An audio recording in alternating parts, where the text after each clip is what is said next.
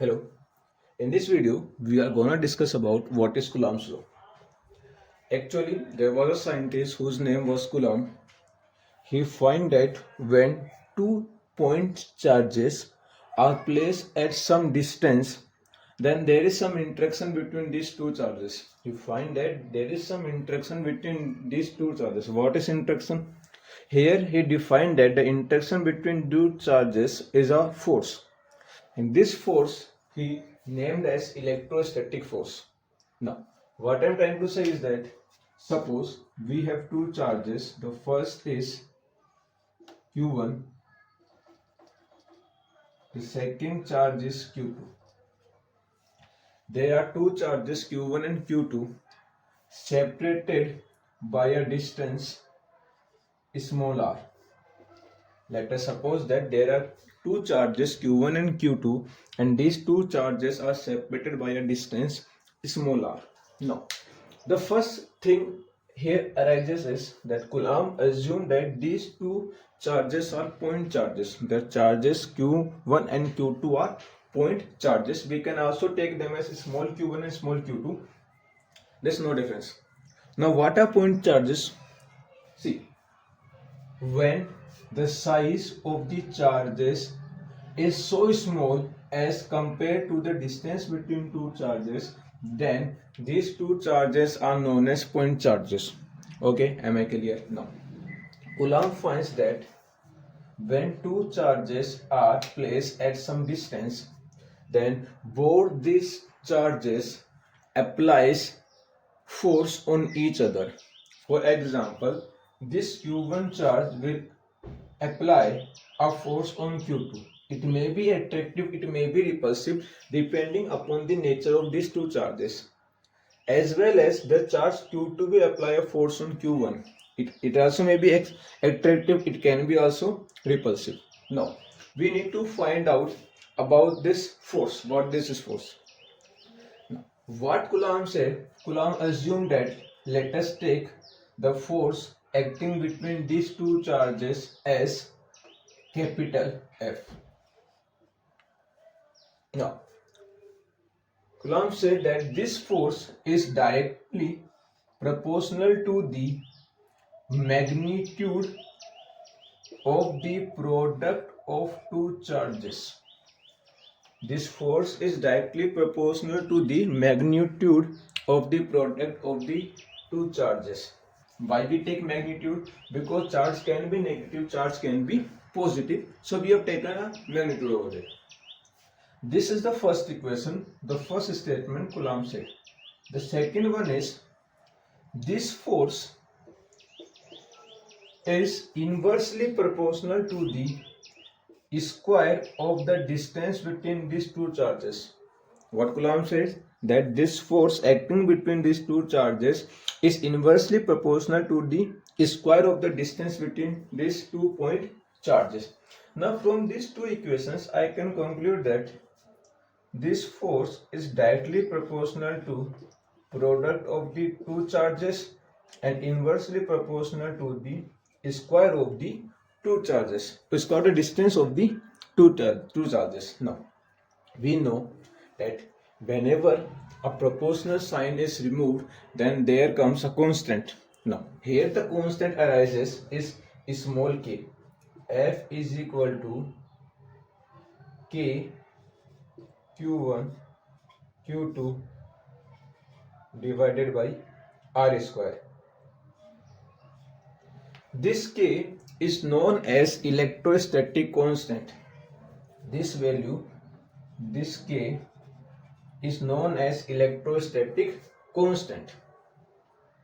Now, this k has we always know that whenever a constant comes, it has fixed value.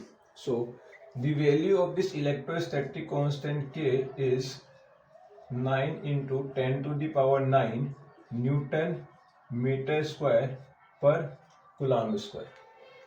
This is the value of this constant, 9 into 10 to the power 9 Newton meter square per Coulomb square, and this is the unit of this constant.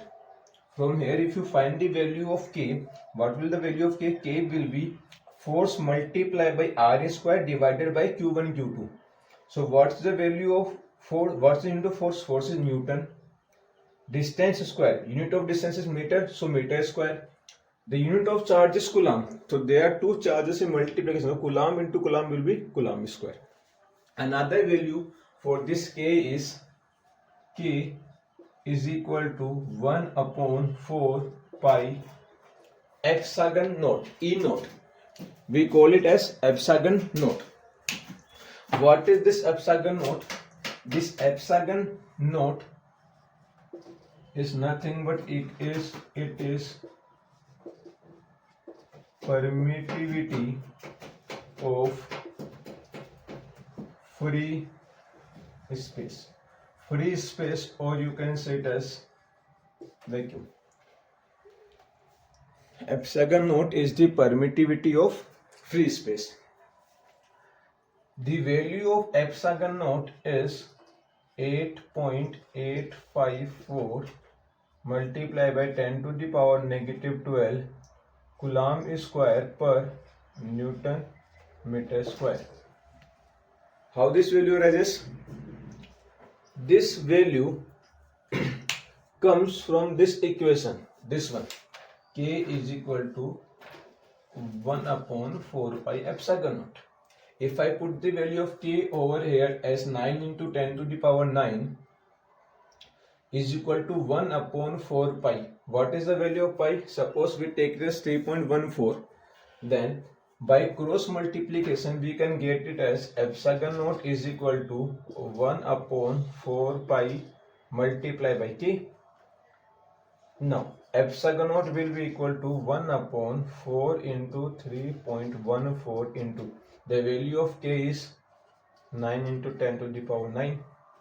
On solving this value, you will get it as epsilon naught is equal to 8.854 into 10 to the power minus 12, negative 12. Now, how this unit arises? See, K is equal to 1 upon 4 pi epsilon naught. 4 is the constant, 1 is the constant.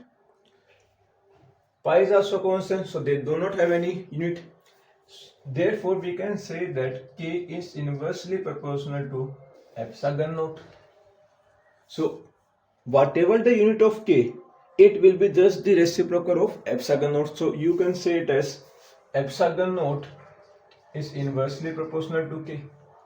Therefore, if the unit of K is Newton meter square per coulomb square, then the unit of epsilon naught will be just reciprocal of this, coulomb square per Newton meter square, coulomb square per Newton meter square.